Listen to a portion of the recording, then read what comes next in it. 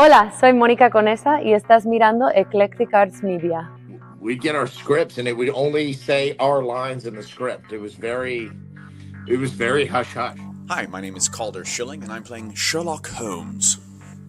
Hello, I'm Nate Tenenbaum playing Watson. And you're watching Eclectic Arts Media. Aloha, I'm Jake Shimobukuro and you're watching Eclectic Arts Media. Hi guys, I'm Jiaoying Summers and you are watching Eclectic Arts Media. Hi, I'm Mara Vinson, co-artistic director of Olympic Ballet Theater and Olympic Ballet School. Hi, I'm Oleg Garbulov, co-artistic director of Olympic Ballet Theater and Olympic Ballet School. And you're watching Eclectic Arts Media. Hey, I'm Jennifer Page, and you're watching Eclectic Arts Media. Then when I'm doing the preparation for Shoresy, I just try to remind myself, this is fun. Make sure you're having fun. You don't have to destroy people in every scene. Alex, get off the phone. Well, good afternoon, good evening, good morning, wherever you are in the world. I'm Mark Sugiyama from Eclectic Arts Media, based here in Seattle, Washington. And thank you for joining me on this Friday, the 28th of February, 2025, the last day of February. We're 2 months into the new year. And before we get started, I would like to thank Gator Gabe from Yellowstone for joining me a few weeks back. So it's a pleasure having Gabe on, and always makes me hungry talking to him because he is a chef and caterer, and he works on pretty much every Taylor Sheridan show that's in existence, including the ones that are coming up. So he kind of gave us a little sneak peek of what's coming up down the road. I also want to thank Kate from Conversations with Kate, my recurring series, and also Selena from Selena Says, my other recurring series. And since we're on the 28th of February, that means next month in March, we should have another installment of each of those recurring series. So we should be on like number 4 and number 3 respectively.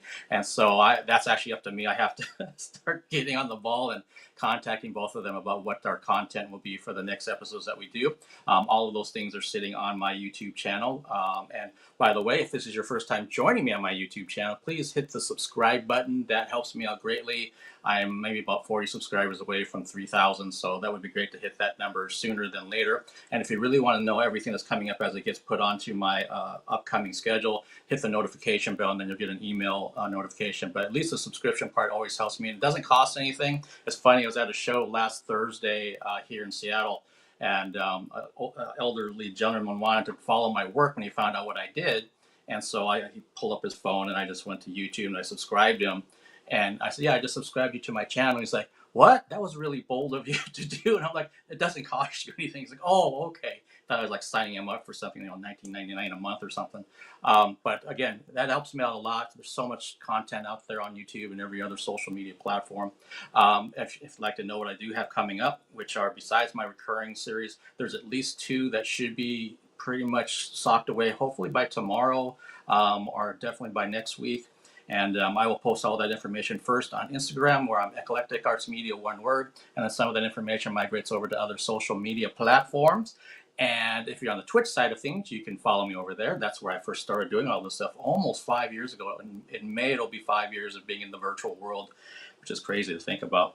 And if you're really wanting to help support this, because what I do with the virtual live streams, it does cost me money every month. So if you'd like to tip me through PayPal or Venmo, the links are in the YouTube description of every live stream. I'm trying to get that information over to some of the other videos that I do, but every dollar helps offset this, because I love doing this. I love it. I wish I could do several a week. And if I can kind of get my schedule together, and maybe I can start doing things on a more regular basis. But right now we're up to number 7 this year. Total is 379 live streams. So that doesn't include in-person interviews. Like you just saw, the video intro has mainly in-person video interviews that I did last year. A couple of the live streams that I did this year as well in there. So I'm kind of everywhere. And speaking of which, I want to plug some local things. 9 to 5, the musical opens today at Shoreline Community College. So I'm actually going to be checking that out tonight myself to see what they got going on over there. So they're only open this weekend and next weekend. So it's kind of small windows of times, Friday through Sunday. And then Dial M for Murder moves up to Everett Village Theater. So I'll be checking that out tomorrow night. There's at least 3 actors in there that I'm a big fan of. So I'm really looking forward to seeing what those actors together can do. And that's a beautiful place to see a play if you've never been there before. It's basically like stadium seating, like you'd have in a movie theater. So there's really not a bad seat in the house, and the sound is it's fairly new in there as well. The parking's easy; it's all free. So I highly recommend checking out the Village Theater up north. And then next week in March, Mr. Jake Shimabukuro is coming back to Jazz Alley starting on Thursday the 6th through Sunday. I guess that would be the 9th. He's doing 6 performances over 4 days. Big fan of Jake's. I've done a lot of work with him back in November. I've talked about this before. Got a chance to actually interview him in the back of my mom's car. Because of circumstances with weather here, we had a huge event that knocked out power everywhere. And the only place we could kind of safely do this was going to be in the back of the car. So he was game to do that. And so that's also on my YouTube channel. It's very unusual, but that will probably never happen again. Unless he wants to do another interview in the back of a car. Typically it would be in a tour bus or in a green room or, place of that, somewhere in the venue, not in a private vehicle. But it was really great like that. He's been really good to me as well as my mom. So he is here next week for all of you that are here in Seattle. And Jazz Alley, beautiful venue if you've never been there. Perfect jazz club, menu, bar, staffing, everything's great. You'll have a really great night there. And they also have validated parking for 3 lots now instead of just 1. So you really have no reason not to go. All right. My guest today is a talented actor I first interviewed in January of 2022.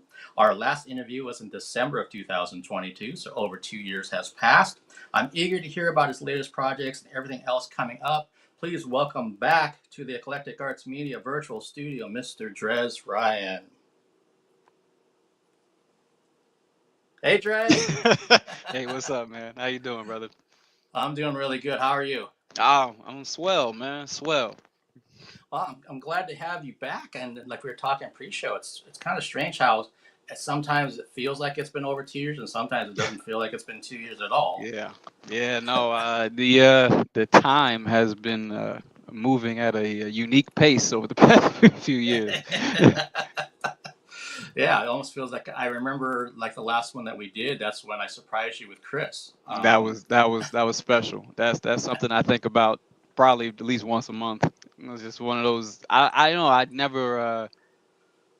haven't had a lot of huge surprises in my life. It's I kind of usually can see things coming. So when he popped up on the screen, that whole reaction was absolutely genuine, man. Yeah, no, I loved it. It couldn't have been better because you're in the middle of a thought when he showed up. Full blown on rant. Yeah, man, just going. Yeah, and he's made an incredible transformation with his health and everything. It's like, wow. So impressive to watch him just shed pound after pound after pound. And it's incredible. It's incredible, man. Like it's absolutely. I watched it from afar. Obviously, we keep in touch. But it's seeing it over social media and just like every time I saw him, there was just less. Just every single time I was like, oh man, and at first I was like, man, he's really losing weight. Is everything okay? And then I see him like, no, he's just busting ass. Like he's working, man. So I was like, all right, man, go ahead, Chris. Yeah. I remember he posted something about how he didn't want to trim his beard because he still viewed himself like his head was round, but his head is oval now because of all the weight he's lost. Right, yeah. And that's its own I've done this twice in my life where I lost substantial amounts of weight, and it is it's a weird trip in the head of like you see yourself how you were, even though in the mirror you look very different. So you're like, well, I still dress the same way and wear the big clothes. Like, what are you doing? Now it's time to shed that stuff too, and dress the version that you are now. Well, that's what you just said. The version you are now. You have such a ingrained in your head of your image. How you're presented, what you're bringing into the world. So when you go through such a drastic transformation, when you put in that work, and all of a sudden, you are different in some way. There's still, like I said, the transition of the mentality, the transition of the perception of yourself.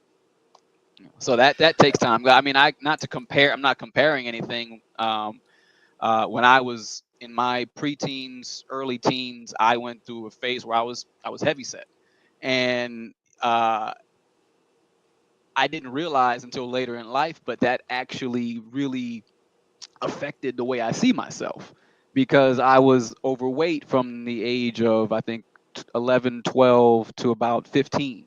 So in those years, I was very self-conscious. I wasn't, really popping with girls, and so it was just like it was obviously a short amount of time, and it was just a stage in my development, but it kind of morphed my perception of myself. And even in my adult life, when I get in really good shape, at times it's still hard for me to see myself as, no, look at the work you've done on your body, you see it, like, see the progress. And I'm still, it's like, nah, that's still got that there and this here, and I'm just, you start picking yourself apart. So it's like changing that. It's just because, also, if you spend a certain amount of time in a place, and it's maybe not necessarily a place you want it to be, but it's just a place you needed to be for a time, uh, it's like we almost don't want to let go of, I don't know, like the familiarity of the struggle, you know? Yeah, I think you could spread that out even into like something you may have experienced in your childhood. So if that was you were getting picked on and bullied, if there's something else, Yep. and you could be a full-grown adult, and there's still those kind of insecurities that are there in the root of it, you may not realize exactly what it is until you really step outside of yourself, or if you get professional help or something of that nature, Yeah, and man. kind of realize it goes all the way back to Yeah. this. Yeah. Yeah. And- The origin stories are wild when you really dig into them, man. Yeah. And I'm an overthinker, so I tend to look through all kinds of different pieces. Right. It could be the smallest thing. But how did I meet so and so? Versus something about why do I do this stuff now? And I'm in my mid-50s now, and I'm still doing some of the same shit that I already know. You don't have to do it this way. You're not that person anymore. Yeah. But like you said, Yeah. you're so familiar with it, like you said. Right. Right. It's like, well, this is what I'm used to. It's like, well, what? But that's not good for you. Don't. Yeah, Stop. but that's the thing, man. Familiarity is a son of a bitch, man. Like it's just because something is, I don't know, you understand it, you have a relationship with it. You're like, okay, yes, this hurts, but I know what this pain is like. I don't know what that on the other side is like. I don't know. Like, I don't know if I can handle it. And it's interesting. Yeah, no, it's definitely a trip. Yeah. And it's even more interesting to me with some of the people in my own circle that don't recognize it. Mm-hmm. So you can try to bring it up to them. Hey, I've known Yeah. you for 10 years, and these things that you're kind of still doing now, that's what you were doing when you were 21 or whatever. Yeah. And it's like, do you even realize you're still doing? And some of them, they're like, oh, I didn't think about that, and they try to process it and try to change and morph and all that. And some of them don't. They're kind of like, I'm just going to stay here. This is, like you said, this is what I like. This is what I'm comfortable with. It's not necessarily good for me, but it makes sense if. Yeah, looks Okay. Like yeah, I'm here. Okay, there you are. Oh yeah, yeah. So, yeah, I'm about to say it was you were a little glitched out a little bit, but it's all good. A little glitchy. But yeah, What just were you interesting that some people, even if they have multiple people in their circle that pull, kind of let them know about certain things that are being noticed, and they just have to make that decision for themselves about, I see it now too, and I'm not happy with it. So let me kind of take those baby steps to improve whatever that issue is. Right. Yeah, because I can think of one person off the top of my head whose name I will not say right now in my circle. Yeah. Let him live. Yeah, it's like, I've known you for so long, and we've had so many conversations, and then you keep doing the same behavior. It's like after a while, I'm going to have to stop talking to you about it because you just choose not to change it. It's not that you don't know. Sure.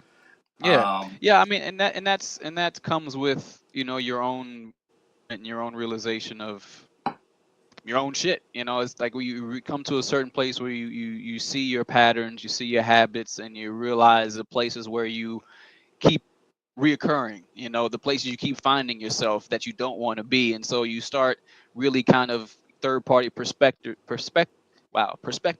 it, if that's how you say it. You taking, removing yourself from the situation, kind of looking at yourself as another person, being analytical in that way. Like, okay, so you say you want this, but you do this and that. And then when the opportunity for this to get this thing comes up, you look at it funny. It's a weird thing, man. We do, but it takes that that vulnerability and that honesty with yourself to really accept you Except that, hey, like I have played the strongest hand in every environment I've ever been in. You know, it's like, yeah, other people have their roles, their play, and factors that can affect. But at the end of the day, our experience is our own. What we see, how we interact with the world, with the physical world around us, that's our choice. That's our decision. And it takes for me, it takes, you know, getting kicked in the head 11 times to duck on the 12th. You know, I'm working on getting it down to like 7 or 8, but yeah, it's like sometimes you really have to be just, you know, you smacked in the face with yourself enough times to be like, okay, this hurts. I don't want to. I don't want to get hit anymore. So let me take a step back and learn how to bob and weave. You know. Absolutely, and I think anyone watching this can kind of relate to some aspect of what you just said. I know I Sure. can. Human, man, human aspect, brother. Yeah, and I think back to a time when I was working with models when I was doing model photography way back when, and I had one of the models I knew really well, and we were doing a 3-gal shoot, and one of the gals was from California, was up here visiting her boyfriend, and the one over here who I knew really well, she's like, Mark, you know, can I meet so and so like a little early so I can talk to her about how she's doing, what she's doing in Hollywood, and how she's doing all these kind of gigs up here in Seattle when she comes up. I said, absolutely. I mean, she's like the nicest person in the world. She has no secrets. She'll tell you everything that you want to know. So just make sure you get here within, you know, like 30 minutes before we're going to start shooting. Right. And of course, she was late. So she missed her opportunity completely. But there was another chance. We're at the end of it. My friend from California, she needed to ride back to her boyfriend's place. This other gal over here, she lives not far from her boyfriend. So she could have just offered to give her a ride down there and talked in the car and all that kind of stuff. Right. But then the third model said, hey, would you like to ride? Because I live that way. So then the gal from California went with this person. This one over here is out in the cold again. And to me, I'm kind of like, some people they just don't see those opportunities. They just kind of go like this. Oh yeah. No, I've been quite oblivious on many occasions. Yeah, it's weird. Like you know, we see what we want to see, man. You know, and also a lot of times we're so married to our image in our mind of what we want looks like, and when we're actually presented to, and that's a weird thing. Is like it's like you talk to the average person, you like, do you believe in, you know, psychics or fortune tellers? I feel like on average, some people are like, but for whatever reason, we believe we're psychics, that we know exactly how something's going to look. We know exactly how something's going to turn out. We know exactly how something's going to feel and how it's going to smell and taste. Like we just know, like we see it in our mind. Okay, so this is what this thing is going to look like when it presents itself to me. It's like, well, when did you become a psychic? You know, so it's like we convince ourselves that we know exactly how things are going to play out, and then we, you know, and then they play out as they do, because, you know, things play out on their own. You know, they have their own kind of development because there's so many variables, and so we're not paying attention to the thing that we're searching for. It's like the thing that we're searching for in the thing is like, yes, I want this thing, but what am I getting out of it? I'm getting, you know, satisfaction. I'm getting, you know, compensation. I'm getting this. I'm getting that. So it's like, so what you're wanting out of the thing is being presented, but because it's not in the right package, you can't see it. It's like, but what you wanted is in there, but it's just in a different box. You know, so it's like I think that's also too. It's like we have to. For me, I've been doing this, trying to pay attention to more of the, like, what is the thing I'm actually going for, and not paying attention to what exactly I want it to look like. You know, like, does it feel like what I'm looking for? Yeah, no, that's really great words for people to kind of contemplate and percolate about, even for myself, as you were saying that, because I like knowing what's coming up. I like knowing my path. I like knowing all this stuff. And like you just said, and probably just by doing this media stuff, I've got pushed way out of my comfort zone. Yeah. You know, shit happens that I can't anticipate. Things happen at the last minute that drive me nuts. But I was like, hey, I still need to be cool, calm, and collected and professional. And like you said too, sometimes like what I want is packaged in something I wasn't thinking in my head. So I'm like, wait a minute, this isn't what I wanted to do. And it turns out, no, it is, Mark. You need to take advantage of this and don't let it slip away or walk away from you. And like, oh damn, I didn't realize that's what that was. Dude, I got a quote on my Instagram right now I heard a few weeks ago, and it just, I can't stop just running it through my head to try to understand it more. Is to change with to change with change is the changeless state. To literally to as things are evolving, you are evolving simultaneously with them. You're reacting to what is being presented to you in the moment, not reacting to what you're thinking or what you're feeling, but literally reacting to, or not even reacting, responding to what's actually happening in the moment. Wow, that It's been messing with my mind for like 3 weeks. I had to tell somebody. Have you ever done any, and I can't remember if we talked about this before, but our conversation for the last 20 minutes reminds me of like someone who does like life coaching or motivational speaking. Have you ever done anything in that realm? I know. I just listen to a lot of it. If you got on my YouTube algorithm, man, it's all just life coaches and philosophy, and I mean, not all of it is, some of it's street fights and football, but you gotta be balanced out, man. You gotta be balanced out, man. Yeah, there you go. I mean, it's like. But no, yeah, I am a fan of quite a few, just kind of, life coaches, spiritual coaches, just, people that say things that I feel are enriching. I like to hear those types of things. When you have one of those brains that never shuts off, and so if you get into a negative space, it does the same thing. It never shuts off. So it's like sometimes I get into funks where I have to literally rewire the noise. I have to listen to things that are encouraging on a constant loop to kind of drown out some of the negative, and then it kind of develops a habit of having more positive thoughts, and then I kind of can get back on the train of doing what I need to do. But it's like sometimes when you have that kind of brain that just keeps going, and you slip into a negative funk, and then all of a sudden there's just waves of negativity because you have one of those brains that just keeps doing that. so yeah, no, my YouTube is full of that stuff to keep me on the right foot. No, that's good. I think there's a gentleman I used to work with. He was my case manager, and I was the teacher in a program in a nonprofit. And when I first met him, he was saying all these kind of quotes that you would see like on, I don't know, like a framed piece of art you see like in a Michaels or something to buy. I'm like, man, this guy's super cheesy. I mean, coming up with all this shit. But then he started saying things that I'd not heard before. And I'm like, oh man, that's pretty trippy what he's saying. So then it makes me sit there and think, because I'm like you, like my brain just doesn't stop for the most part. Right. And he actually ended up being somebody that had a really, really profound influence on me, just the way he was about everything about what he said and what he did. Because at that time in my life, I was thinking that, when someone offers to do something for me, I'm thinking, okay, they want something in return at some point. They want me to scratch their back. And that's how I was raised, basically. And with this guy, when he said, no, I saw that, I knew that you were into this band, Mark, and I was buying it, and I bought, so there's a CD, so I just got it for you. I thought you'd like it. That's all he meant. He just genuinely thought I would like it. That was it.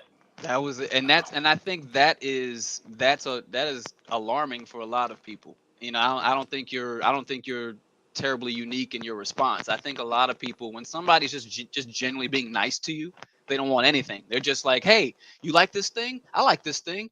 I got this thing. You want it? Like that whole energy right there is like, that's so alarming to people. But crazy. That's how we all were when we were kids, though. You saw another kid on the playground. You're like, hey, you like this? I like this. Let's go play. And then that was it. That was the whole exchange. And like as we got older, obviously we had experiences and outside influences, and we start to trust a lot less.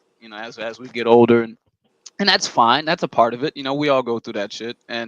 But yeah, there are people in this world that retain that innocence. They have their flaws just like everybody else. They're not perfect, but they genuinely retain an innocence of, I just like to connect with people. I just like to have a good time. And then wherever I am, and if somebody's willing to have a good time with me, I'll interact with them.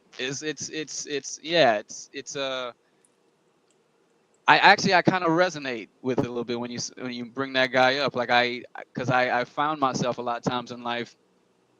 A lot of times the negative thoughts are simply because somebody didn't respond how I thought they would, right? And so a lot of times I'm like that, where if I get excited, you know what I'm saying? I'm kind of guy, I'm emotional, all that crap, right? So when I'm excited and I act excited, and I'm like, hey man, this thing, blah blah blah. And then sometimes when people don't really understand you, or maybe not just aren't aware of your intention because they don't know you like that. And so it's like a lot of times a big smile does mean scam. A lot of times it does. Somebody comes to you, hey, how you doing? And they're trying to sell you something. It's like, but if somebody coming like, hey, what's up? Yeah, yeah. And it's like that. It seems like that, but it's not that. It's excitement, but on the other tilt. But anyway, just rambling now. No, that's. I was going to say with that gentleman. I mean, I started adopting that philosophy when I was meeting people and thinking, I should be doing this because I want to do it, and I'm not looking for anything whatsoever in return. And if I can get to that point, I think my life will be a lot better. Yeah. And if I choose to not do something for somebody, or maybe I've done 3 things for them and I'm just kind of tired of doing stuff, then take a break or whatever. Just don't do it. That's fine too. Yeah. Yeah, and it's just so interesting how much things have changed for me for the better once I started not looking for, well, I did that for you 6 months ago, and I brought you to that concert, and I did this. That. It's like, you know what?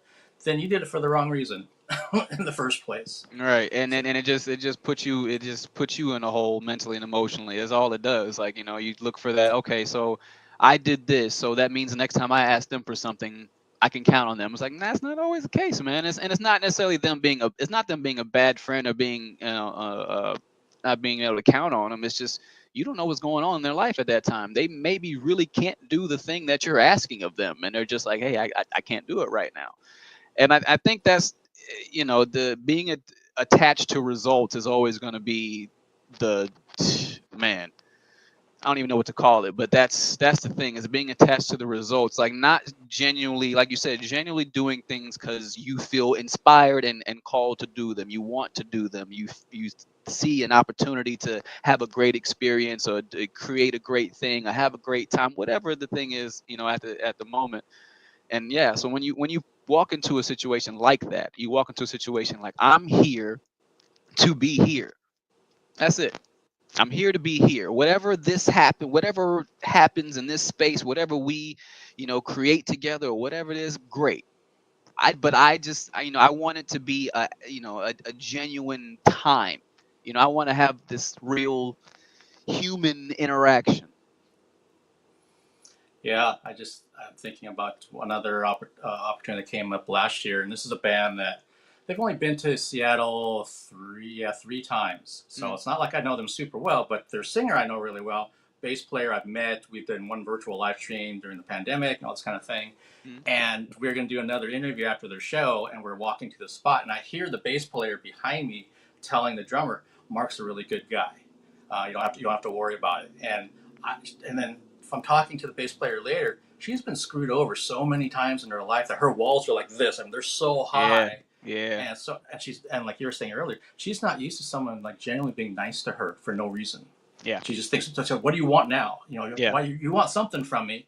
Mm-hmm. And I'm like, God, that's so sad that her life got to this point of the people that were around her put her into this box. Now, granted, some of that's her own doing too. But sure, yeah, we all play a part. Yeah. Yeah, but at least she got to a point of like, you know what? You don't have to act a certain way around me. Mm-hmm. How many conversations have we had? How many times? I think I've kind of proved I'm basically the same person you met in 2015 as I am now. Yeah. Don't change much, man. Like maybe I got a new favorite song, but other than that, yeah. I'm older. I'm fatter. That's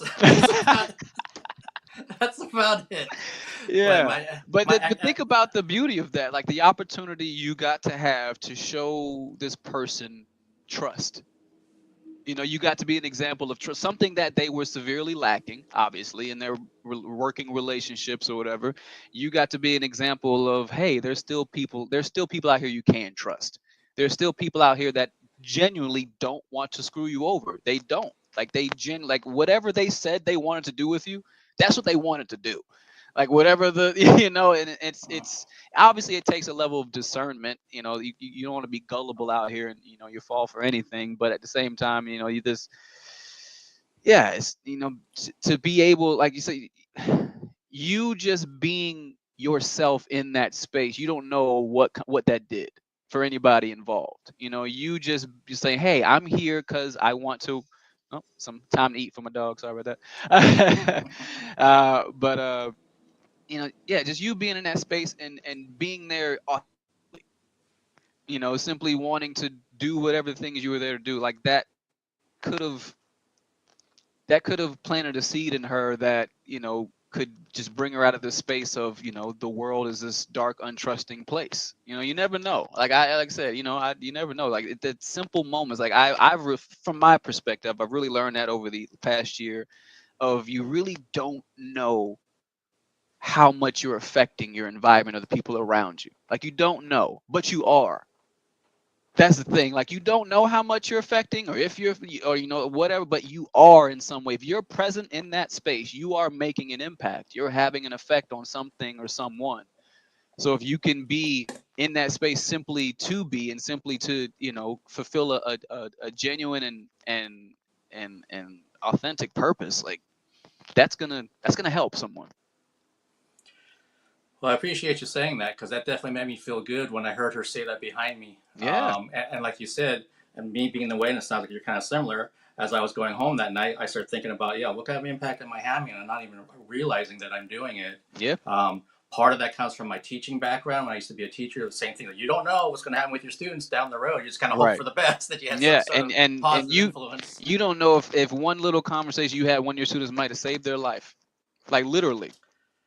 It just something you said in passing could have just came into their mind in a moment where they really needed to make a imperative decision. You know, it's like I you know, I have grandiose ideas, but you know what I'm saying, right? Like you don't know, and it's like being able to have a genuine intention is like, it's a beautiful thing, because either way, if you're coming from a place of humility and compassion, you're doing something great in that moment. You're sharing that with somebody. You're helping to heal something. You're helping to understand something. Like if you're coming to that situation from that space, you're helping. You're making the world better in some way. So it's like, why not? Well, yeah, you know, I didn't have a case of a former student, you know, saving their life, but I did have something that was always very unique to me. That I went to a local horror convention in 2014, and so all the celebrity guests have a volunteer with them to help get them from room to room or wherever they need to go, and they just sit there with them at their tables as fans come up. And I was there Friday, Saturday, Sunday, covering the whole thing. And on Sunday, I went to this one gentleman's table. I wanted to talk to him, and the volunteer kept staring at me. And so I'm talking to him over here. I can kind of see her. I'm kind of like, why does she keep staring at me? Like, got something on my face, or what's going on here? And she came over just around the table and said, did you used to teach at blah, blah, blah school? And I'm like, oh, God, this is a former student. They're going to hit me. Where's security? Yeah. No one starts a question like that with them being a former student. Do you used to work at the Wendy's on how? Exactly. I'm kind of like, yeah. And wait.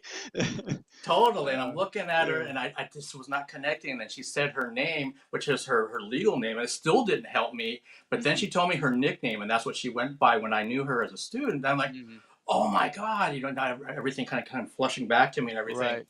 And it was so tremendous, because the celebrity guest there was kind of, you know, watching this whole thing go down, this exchange. And so she was explaining to him that I was her teacher in 7th, 8th, and 9th, and I was also her homeroom teacher, which was true.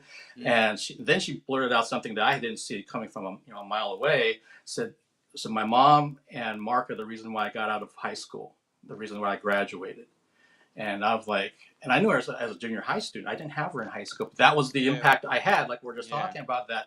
I had no idea it was that profound, that it made her, you know, stay in school, stay on the path. And, you know, we're still connected through social media and stuff. So it's just kind of strange that I'll see her post something. I'm like, how old are you now? I still picture you as this, you know, shy, blonde-haired, you know, 7th grader sitting in the corner of my homeroom. And but then I remember the thing that kind of got her out of her shell is that I was known as like the hard rock metal musician of our school. And so I had posters all over my walls, and I'd be playing guitar and all kinds of other weird things that weren't normal for a teacher. And I talked about the concert I was just at last night. Oh, it's so great. Oh man, that's the best kind of teacher. What are you talking about? That's awesome. Well, that's what seemed to kind of work for her, because she was into some bands that I knew, and I could play some of the stuff on guitar, and so we found a commonality. So I think she just, from there, she started to open up and start to trust me with her academics and her other things that were going on at the time. But yeah, it's so strange that for any teacher out there, when you run into any former student and you see that they're doing well, or especially if they say something like that, right? That's why give you direct credit for how well they're doing. Yeah, it's like, wow, I can ride that cloud for the next year. Right, exactly. And that's the thing, man. That's what really keeps people going. Like I know we get caught up in trying to make all our dreams come true, and that's beautiful too. Like, let's make it happen. But also that is actually like the real treasure of life, is when you get to have those moments of somebody affecting you in a way that you never thought. You're like, what? I'm the reason you. I'm sorry, what? It's like there's that moment where you realize you were able to help in some way. That moment you realize that something did mattered. It genuinely mattered. Like, to you, maybe it was just another day at work, or blah blah blah. Whatever the moment was where she's like, I trust you now, or thank you, or whatever that moment was for her. Man, to just like that. Because like you said, you can ride that cloud for a year. Like, that gave you life. That interaction, that exchange, that experience, literally gave you life. You felt energized. You felt renewed. Like, oh man, I did. This young woman is standing here and telling me that I am a direct, participant in her success. Like, come on, man. Like, how can that not be the true nectar of why we're here, Yeah, very well said. I mean, for anybody out there, it doesn't have to be something where you're in a teaching position. It could be like a neighbor's kid. It could be just an elderly neighbor. It could be anything. Be at the gas station and be in passing, talking to literally just having a conversation. Like, somebody could be at the end of their wits, and just you saying hello. Somebody, because that's the thing. I really, that's the one thing that I when it comes to people without homes, when it comes to them, and it's like I don't always give. I don't always have it, and then I just you don't always give. Like, every time someone asks, but I at least like to acknowledge them when they ask. And it's like, when I see somebody just walk past them when they're saying, "Hey, do you have a few dollars? Hey, you can have some help." Like, I get it. Like, at sometimes you don't have it in you. Like, you gotta push forward. I get it, but it's like, if I don't have any money, at least I can just look at you and acknowledge you at like a human being, because you spoke to me. At the very least. I mean, because like, you don't know what that does for somebody, because there have been times where it's just like I felt completely alone, and somebody spoke to me, and all of a sudden I was like, oh, I'm not completely alone anymore. It's just like and it wasn't even anything. It was just like maybe somebody at a store or something, just having like a little quick I remember one time I was having a day, and I was standing in line, and there was this lady in front of me, and we were it was a long line, and you're standing there, and she said something, and I said something, and then she said, I don't even remember what we said, but then we just had a moment, and we looked at each other, and we're like, it was nice to meet you. And she was like, you too. It was really nice. Like, I don't even remember what we said, but that I was having a day, man, and that did something. So it's just like, and I'm not just saying this to freaking so I can get a ticker tape parade. I'm just trying to make a point. Make a point. Yeah. Anyway, go ahead. No, I think I was working my last day job. There was the same homeless guy that I would see every time, not far from where I parked my vehicle. Yeah. And it's the same dude, and he'd be like shouting obscenities and all kinds of other weird things. Well, see, that's different. You being disrespectful. That's different. I'm not talking. I'm saying if somebody's like, "Hey, you have a couple dollars," I'm like, "Oh no, I don't have any. Sorry." But no, if you sitting there shouting obscenities and making people uncomfortable, then that's a different situation. Yeah, he needed some help. yeah, for sure. But there's other times when he'd be sitting on that same curb. I just got back in my vehicle to get going come back home, and there's nobody else around, and then you just see how sad he was. Yeah. he never had a sign with him looking for money, looking for food, looking for booze, looking for something. But to your point, I once went up to him and said, "Hey man, would you like some water or some snacks? I have some stuff here. It's perfectly fine. It's not old stuff. It's stuff that I eat." And he looked at me just kind of stunned, like, "Did you just say what I think you said?" I said, "Yeah, man, I got some. You want it?" And he said, "Yeah, I'll take it." And so I gave him like 6 bars of some granola bars I had and some other stuff. And then he started immediately eating it. I mean, like he probably hadn't eaten anything in maybe a few days at least. And then I don't know if that was what clicked in his brain, but anytime he saw me, any of that cussing and other shit he was doing, it stopped. It stopped. Yeah. So maybe he would. Yeah, go ahead. I was just gonna mention he would still do that in other directions. With other people. Fuck you, son of a bitch. Hey man, that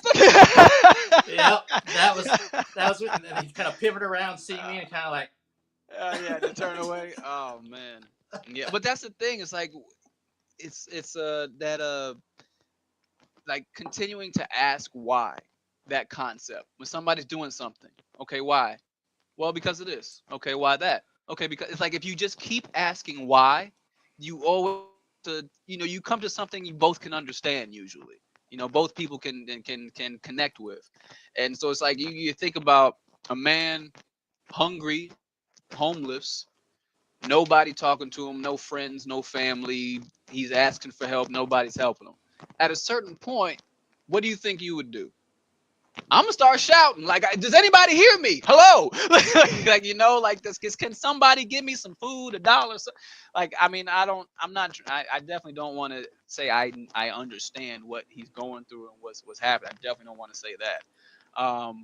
But it's just, if you at a certain point, and if you felt unheard, that's like hell, man. It's like I think about that, like, you ever think about like the movie the Robin Williams movie, the dream one, crap, What Dreams May Come, that one. You ever seen that? No. Okay. Well, they had a really cool depiction of hell in that movie, and it was just it was a person surrounded by their belongings, but they couldn't see anything and nobody could see them. But they were there. They were surrounded by everything, but couldn't see their family, couldn't see their loved ones, and nobody could see them. But they're still surrounded by all. They're just there, and they're like, "Where is everyone?" And I was like, "That's terrifying." It's like that's that whole thing. Is like it's like waking up and the world's empty or something like that. It's just. Whew. Yeah, no, those thoughts crossed my mind when I saw him about, imagine, every day that no one acknowledges that you exist. Yeah. They don't know your name. They don't know anything about. They don't want to know your name in many cases. Yeah. And imagine day after day after day of that. I mean, most of us out here, if we're lucky enough, if you go to some place, if it's work or if it's where your family is or your somebody friends knows are, you. they're gonna say, "Hey, what's up, Mark?" They know me. Right. But then imagine every day of never having that. Ever. That's the thing. Like, I can't even imagine what that would do to you psychologically, of like living your life day after day of nobody saying your name. No one. Mm-hmm. Yep. Yeah. No, that's the kind of stuff that I think about. And I'm like, man, that's no wonder you're doing what you do. Yeah, right. That's the thing. Like, when you kind of shift the perspective a little bit, then you have a level of like, okay. It's like, it's like, yeah, I don't support your tactics or your approach, but I have an understanding of how you may have gotten here, and then then there's a bridge now. Now there's a human connection, and just like you said, now he sees you. He's not cussing and yelling. He's cussing and yelling at everybody else, but he's like, oh, I'm gonna shut it off for him. Yeah, and I'm just like what you said. I mean, I try to help when I can. I'm not going to sit here and say that I do it every single time, every opportunity that I have. No. That's not realistic. No. In my world, but certain times you catch me on the right day, then I might take the time to kind of figure out, man, what's up with you? Yeah. Well, you gotta have it to give it, and not just financially. You have to have it to give it, man. It's like, and if you are empty, if you are depleted on that day, and somebody's asking for you to give them something, like I genuinely don't have anything to give you today. Like, You know, so yeah, you have to take care of yourself. You know, you have to, you know, be generous and all that and helpful and charitable, yes, but also if you're empty and you're broke and you're, you know, excuse my language, fucked up, you know, then how are you gonna tell somebody else how to get better? Very, very wise words. Yeah. I don't know how many times I have to talk to people about situations where, hey, yeah, I see that someone's drowning over there, and I understand why you want to jump in there and help them. But by the way, you can't swim either. Man. It's like, yeah, you gonna get in there and drown with them. That's all you gonna do. Yeah. Now I have to report 2 people are drowning. Exactly. No, now there's no report because there's no witnesses. Yeah. And I get it, you know, especially if you're a very empathetic person, you know, your heart's in the right place. Yes. But then you got to use some of your brain to realize, no, like you said, my tank's empty right now. I have no bandwidth whatsoever. Yes. Right. I can't even keep my own head above water, let alone try to help you. So, but there'll be better days when I can help you, and I'll be glad to do it. But don't keep trying to pull out of me what I don't have. I got nothing. I don't even have it for myself. I don't even have it for myself. Yeah. Yeah, that's been different parts of this last year for me, for sure. And I had to tell friends, I'm like, look, I can't help you. I can't help you with this stuff right now. And if they know me well enough, they know where I'm coming from, because they know that's a pretty rare thing for me to say. To say no, yeah, exactly. It's like a friend asking for help is like, so if I'm not helping you, then I'm going through something, you know? Yep. Just give me a couple of days or give me some space. I'll hit you back soon. But right now, I got to kind of sort through my own shit and then get back on track. And this actually is a good kind of segue when we talked a little bit about movies, since that's kind of what we were kind of having you here. And Red Reaper 088, thank you for joining us through Twitch. And he's saying, DREZ, I saw you in The Nest. Super cool movie. Hey, thanks, man. yeah, that thing was gross. I'm talking about the monster in the movie. It was gross. Yeah. It was good. It was a good time though. Good stuff. I'm glad you saw. I'm glad you enjoyed it, man. So that also kind of segues into, what have you been working on since I last saw you over the last couple of years? You have some projects that are eventually going to see the light of day. I know sometimes it takes forever for shit to get out to the public. Man. I know it. Yeah, yes. So I guess we'll start with most recent. Sure. Yeah. Most recently, well, just yesterday I did a commercial for Sleep Number beds. So there you go. I actually filmed it with my partner Amber Martinez. She's an actor as well. A better one than me, I believe. But we got a Sleep Number commercial together. So we were a couple sleeping in the Sleep Number bed. So you'll be seeing that sometime on your commercials. I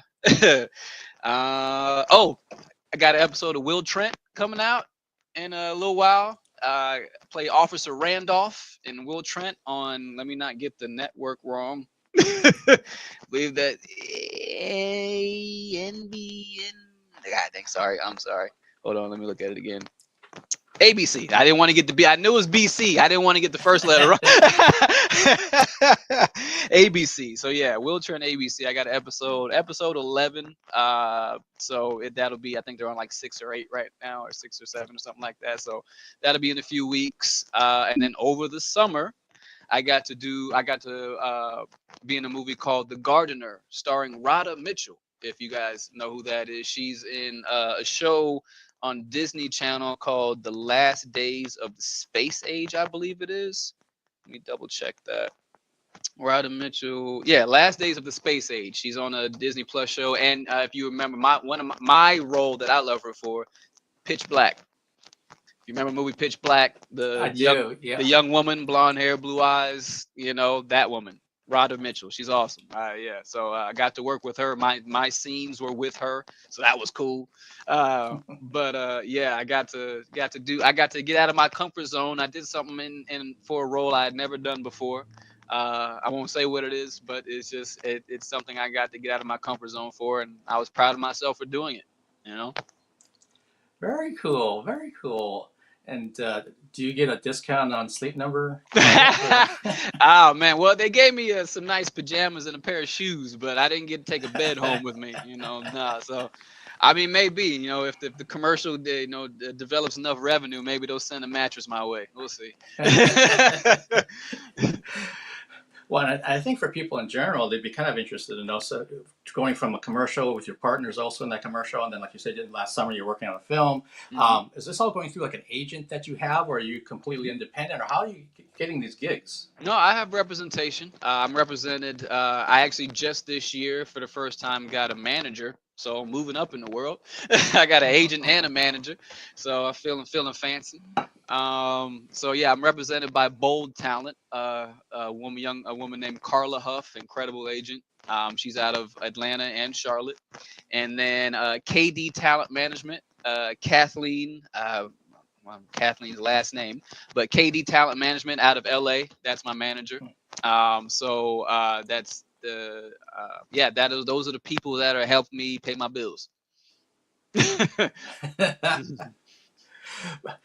So, like you said, no, this is the first. Well, it's new to you having a manager. Yeah, that's new. That just happened this past year. So.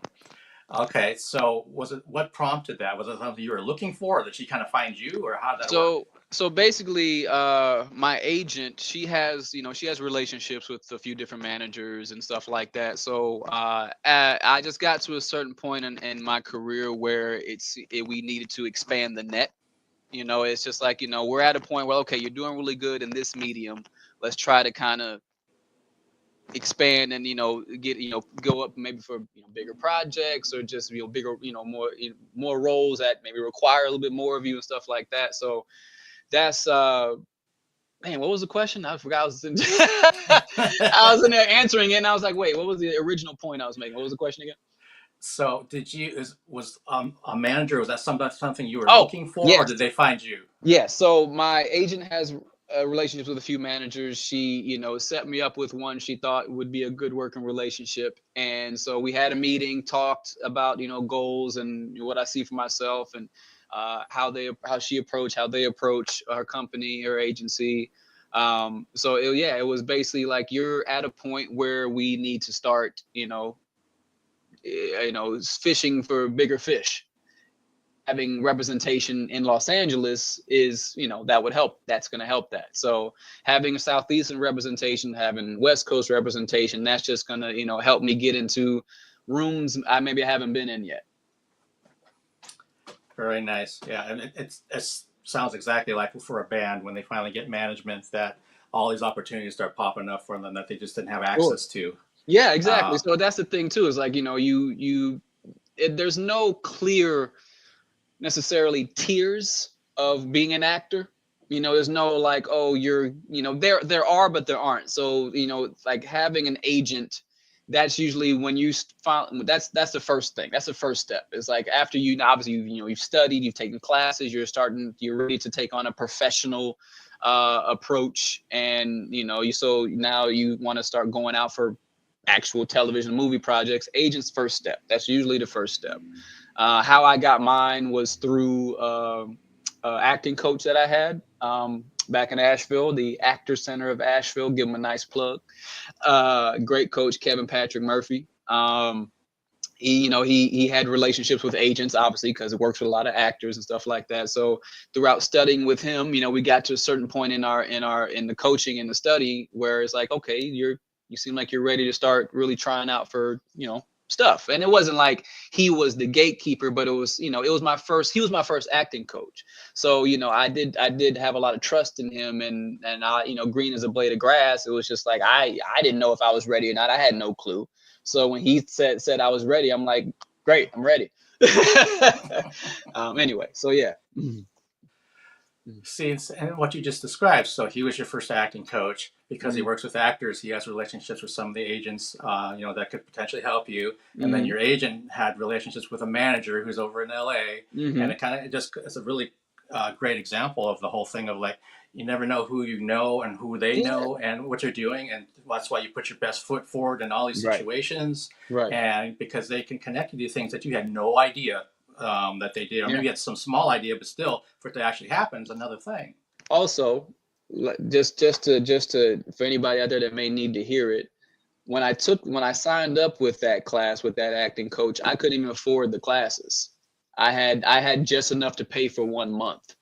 And so it's like I took a chance, I took a leap to take that class because I couldn't afford it. It was like $200, and I was like, I don't have it. I was like, but I need to do something. Like I was at a point in my life where I needed to do something. You know, you just need to do something. Like you just have to, I have to jump, and I just like show me where to jump. I just need to jump somewhere, you know. So, and so it was like I was like, forget it. Let's give it a shot. And you know, from that one little decision I made, we're here. And not saying, you know, obviously, you know, it's still the journey, it's still the grind, obviously, but I've had incredible experiences and incredible triumphs and losses, but all have molded me into, you know, something I can be proud of. So it's just like that, but it's that thing, but that little decision of like, I'm gonna take this class, even though I can't afford it. And then, you know, 10 years later, I got an agent and a manager, you know. Yeah, that's great examples. I've talked about this with my media outlet, that so I'm so thankful that there's some part of me that's naturally curious. When I was just having literally an email exchange with a small underground metal band in the Czech Republic, and we kept going back and forth. And I thought at some point, I bet you other fans would like to read this somewhere. That's where it also, I didn't even have some grand plan of anything. It was just this little idea, like, you know, if I was a fan, I'd love to read these emails that were going back and forth between myself and the singer. Right. And so then at that point, it's just like the ball started rolling. Well, I guess maybe I should like do a blog or something and figure out how to do this. And at that time, I'm like, well, I don't really like blogs. So let me try going really old school and try to make a fanzine, like a hard copy, something tangible in my hands, which I had no business doing. I had no skill set for that. But it was like a new challenge. It's a new little toy over here to kind of start to mess with. Right. And then from that to, you know, what I'm doing now. I mean, the fact that I'm credentialed all across this city with things, and I'm not saying that to, you know, blowhard or anything. It's just like, how did this happen half the time? I'm just like, I started from literally not even an idea to this thing over here. Yeah. And so I'm always grateful when I start getting down about things, or I'm getting a little frustrated about, like, you got to remember, look at all these wonderful opportunities that came across, even and talking to yourself, that I never would have known you. I not started doing film vice versa, man. If I wouldn't have, you know, paid that $200, I wouldn't be having this conversation with you. Yeah, it would have been like we existed in two different worlds. And so don't get me down that rabbit hole, man. We need another hour. You want to talk about that? Talk about this choices and the possibilities and all that kind of stuff. Like, oh man. But I do think it's a great reminder for people about try to be intentional with your decisions. Yes. And sometimes you have to try to jump off that ledge and see what happens. Yeah. And my ledge was very small. It was like had very little repercussions to it. Yours was different because it was a money thing. Right. So it's like, hey, I could use that $200 to pay my bills or something, but I'm going to do it for this class and hope to heck something happens for me. Yeah, it's not even. It wasn't even like for a audition for a job. It was just to take a class. So it was just like, I don't know what I was expecting to happen, but I needed to do something, and that was it. Yeah, and I always say this too, that you're never too old to start something. No. Don't look at it that way of like, well, I'm already this or I'm already that or I already have these responsibilities. Like, no, just take a piece of it. Take a piece of that idea and run with that and see where it goes. Yeah. Like you're saying, sometimes you're saying earlier, sometimes we get so married in our heads with what things are supposed to be like. So then you think it's got to be that. It's like, no, it doesn't have to be this huge thing. It can be right over here, and then, wow, that was really fun. I really liked it. I met this person. Now I'm going to do it again, and whatever.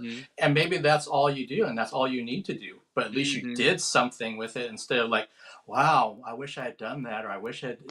Oh, dude, regret that's hell to me. Regret is hell. Like just the what if or if I woulda. Like I'm at a point now. I've finally gotten to a point in my, as far as when it comes to acting with. You know, with that, it's like I've reached a level of confidence finally where, you know, once I have an idea, you know, I run with it. Like, okay, yeah, let's run with this idea.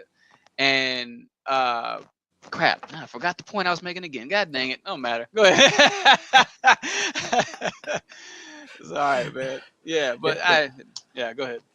you have a lot of points in your head, so that's okay. Yeah, I know. That's the thing. It's like I have one point I'm making, and then the other one, hey, remember me? And I'm like, yeah, I'll get to you later. And then after I finish acknowledging that one, this one over here wandered this way. He wandered off. I'm like, wait, where'd he go? I looked away for a second. Well, I know what happens to me, and to me it's definitely an age thing. Is like I used to be really certain about certain facts in my, like I always saw this band in 1985, and now as I've gotten the last couple years, actually probably since I last talked with you, that I'm 99% sure it was 1985. Dude, that's a big one. Memories are a big one. Like the way we remember things and what actually happened. Are you so like usually like that far apart? You know what I'm saying? Like they just, I that's been the thing too. Is like realizing how much our emotions of the moment and like of like kind of our relationship to the people and where we were and the like all that plays a factor in how we remember how something went down. You know, if it was raining or not, that's going to change that's going to change the memory completely because it's different elements involved. So yeah, it's like in like not a small example, but a small example of like you talk about like stuff with your parents, like they you used to beat me, and your parents like, what are you talking about? I didn't hit you that much, and they're like, yeah, because to them it wasn't a life event, it was just a Tuesday and you were acting up. But for you it was just crazy, why is my parent hitting me? It's like that's what a child experiences when they get a whooping. They're like, oh my God, why is the person that is my world harming me? But for the parent, it's like, just stop doing what you're doing. So it's like the perspective of the event is completely different on either side. Yeah, no, that's a really, really good point. I'm thinking back to when for whatever reason, I remember my friend Ken. I remember our mutual friend Rob. He was on the football team, and we drove down to Tacoma to see this band. And I remember Rob had never been on the floor, like where mosh pits and stuff are, and he freaked the fuck out, and he got out of there.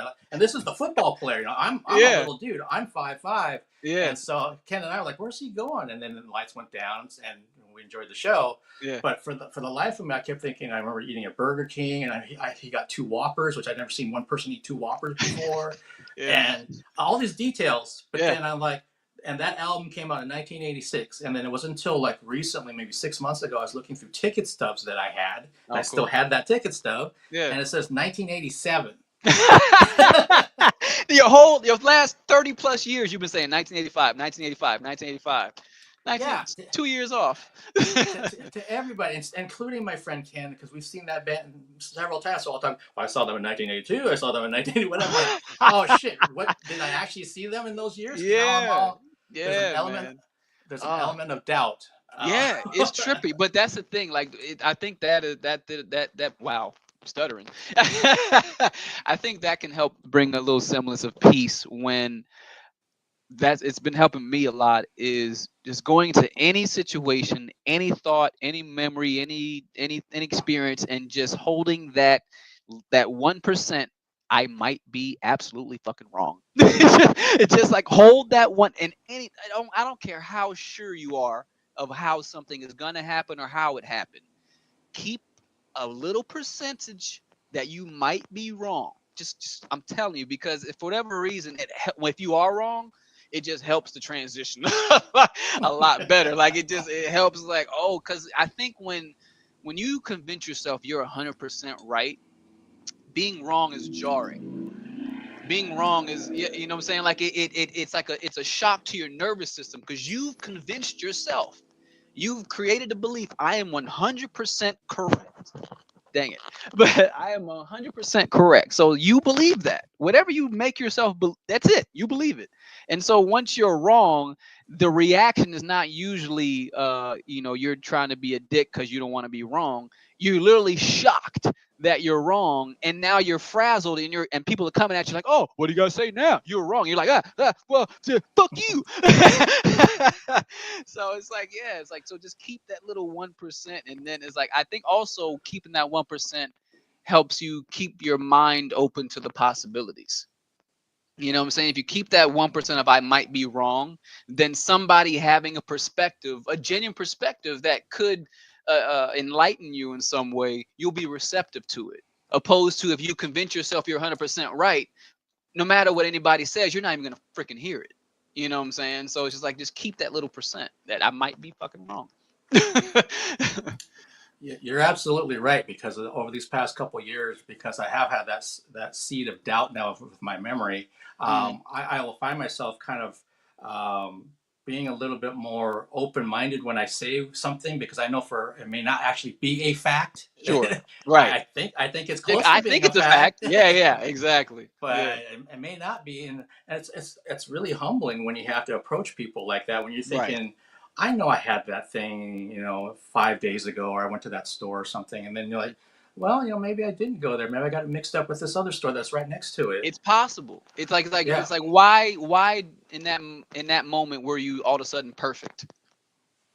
It's like, you know what I'm saying? It's like, why all of a sudden I just can't be wrong? Why? Yeah, it's weird, It is for sure, and but yeah, I think like what you're saying, I think it's actually helped me, especially in these days and times, which I won't get into detail, that I've had to really kind of rethink where I'm coming from, what I think I know, and then do I have enough wiggle room there to kind of actually hear what somebody else has got to say. And that's hard. That's really hard when you're like, it is, when most of the fibers of my being are kind of saying, you know what, why are you wasting your time? Yeah. And it's like, well, no, there's something there, and it's case by case for me. It's not going to be a blanket statement by any means, but especially even doing interviews. I was telling one of my guests, I think that was last month, with Camille, who's a Canadian actress up in BC, wonderful lady. And before we went live, I'm thinking, what do Canadians think about what's going on down in the U.S.? But I didn't want to ask her, because I don't know her that well, so I don't know which way she sways. And she could have just came on and said, "Well, Mark, what a great day to be an American." I would have been like, sure, like, oh god, all right, yeah, great pageant answer. Yeah, I have to wear that professionalism face now, because I know how she thinks or whatever. Yeah, man. But thankfully it was not that case, and we commiserated about all kinds of things before we went live. But it's still something where just in my day-to-day life, I have to approach things, and I've definitely found out some things from people that I'm like, well, I didn't know you thought that way. Then I got to figure out the ball's in my court now. So how do I react to that? I don't know why I grew up thinking that everybody's brain worked the same. I just, whatever reason, I don't know if I watched too many movies or what, but it's just like, I just thought, like, the way I think is the way most people think. And yeah, we may have a different opinion, but that's just because we have different experiences. But there's the same level of rationale, there's the same level of compassion, in the thinking process. And unfortunately, not everybody approaches the situation that way, where they're I hate saying it like this, because it sounds like I'm trying to put myself on a pedestal. I'm not. It's just it's like, I'm not some kind of angelic being. It's just I don't like people not being okay. It makes me uncomfortable. I don't like it. It makes me uncomfortable if I'm in a place and people are just not, people are pissed off, they're upset, they're like, I don't like it. Like I don't know. I genuinely, I do want people to be okay, because I want to be okay. And I know how it feels to not be okay, and to be in an environment where you feel not okay. You don't feel safe. You don't feel like you can be yourself. You don't feel like you can express yourself. You don't feel like you have a voice, you have a leg to stand on. Like, I know what it feels like to be in an environment like that. So when I'm around other people, it's just like, hey, I want to be as a welcoming presence as I possibly can be, because I don't want you to feel unwelcome, because I don't want to feel unwelcome. So that's, yeah. Anyway. Yeah, well, there's a lot here to discuss, so I actually would like to talk to you offline when we finish the live stream, which is going to be in a minute here, because I know we're past an hour. I want to propose something to you, and we'll see what you have to say. Okay. But for people that are watching at home, and if you're watching down the road, thank you so much for joining us, and obviously, DREZ, thank you for coming back after 2 years and getting a chance to catch up. And we picked up right where we left off. Yeah, dude, like literally, it's like, it doesn't, like, the conversation does not feel like it's been 2 years. It's just like, oh yeah, we're just talking. Yeah, it's and I love it that way. So Yeah, man. Me too. yeah, I'm going to talk to you offline in 5 seconds here. Cool. Cool. All right. Thanks, everybody. Thank you.